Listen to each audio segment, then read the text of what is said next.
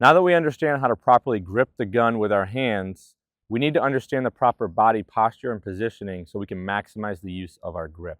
So I want to make sure that I maintain relaxed shoulders and a neutral head position, and I just bring the gun up to my eyes. I want to bring the sights right up to my dominant eye, keeping my head neutral and in the same position, right? What happens is we see people that bring the gun up and they bring their head down to the sights, and when I do this, it naturally rolls my shoulders forward, okay? I want to make sure my shoulders stay back and relaxed and my head is in a neutral position, bringing sights to my dominant eye.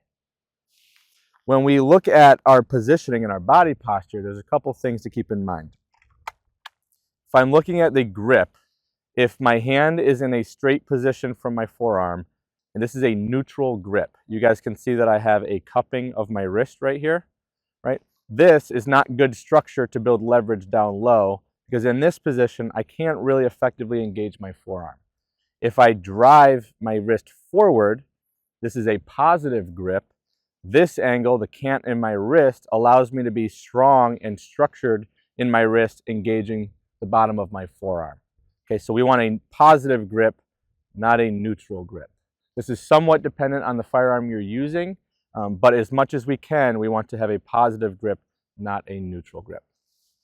So that when we look at the gun itself, right, both hands should have a positive grip, good cant in the wrist to engage the forearms. If I keep my shoulders neutral and my head neutral, and I bring the sights up to my eyes, you guys can see that I have a good positive grip, nice cant in the wrists. If I keep the gun down and I bring my head down and roll the shoulders, you can see that the angle of my wrist is now neutral instead of positive.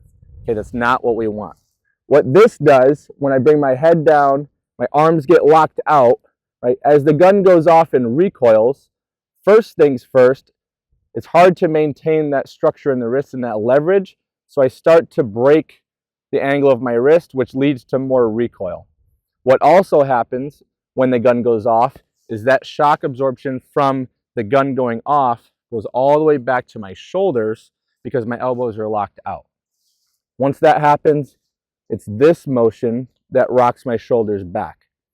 The recoil management and the grip really starts from the elbows forward. Okay, so I want to have my elbows be a shock absorber, and I want my wrists to maintain their structure throughout recoil so it's as repeatable and consistent as possible. So with that, relaxed shoulders, head neutral, sights up to my dominant eye. Now in this position, I have a little bit of a break in my elbows. I'm not locked out, which gives me the ability to engage my forearms. So during recoil, this positive wrist angle maintains its structure, as well as my elbows absorb the energy from the gun going off. So my shoulders and my neck maintain their neutral, relaxed positioning. Right? We want to have good recoil management up front, not back into the shoulders. The other thing to keep in mind is the positioning and height of my elbows. One thing I see is if my support hand elbow is below my primary hand elbow, you can see what happens to my grip, right? I drop this elbow, my hand naturally falls lower on the gun, and now my support hand thumb is pointing up in that roughly 45-degree angle. When I see that, I now have gaps in my grip, and I don't have a proper support hand grip. So I need to raise this elbow up to get high on the frame and maintain that proper grip we're looking for. I like to see that both my elbows are roughly in line, or my support hand elbow is slightly above my primary hand elbow. This will ensure that I have good pressure high on the frame of the gun.